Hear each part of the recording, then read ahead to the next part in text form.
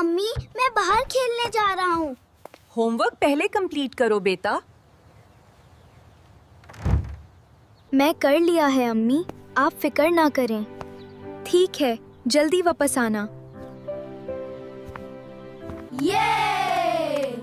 آج تو فل گیم کھیلیں گے. تمہارا ہوم ورک ہو گیا؟ ہاں ہاں سب ہو گیا. چلو پھر کرکٹ شروع کرتے ہیں. میں بیٹنگ کروں گا. ٹھیک ہے، میں بولنگ کرتا ہوں. واو کیا شاٹ مارا. بال تو کھڑکی کی طرف جا رہی ہے. او نو، کھڑکی ٹوٹ گئی. اب کیا کریں؟ چپ ہو جاؤ، کسی کو مت بتانا. یہ ٹھیک نہیں ہے علی. چلو گھر چلتے ہیں. ہاں ورنہ پرابلم ہوگی.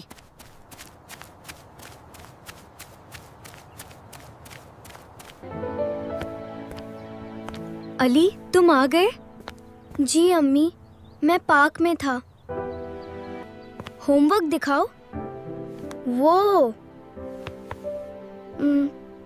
میں بھول گیا. تم نے کہا تھا کمپلیٹ ہے. میں بعد میں کر لوں گا. علی سچ بتاؤ. جی ابو، سب ٹھیک ہے. کس نے میری کھڑکی توڑی؟ مجھے نہیں پتا. علی سچ بتا دو. میں نہیں بولوں گا.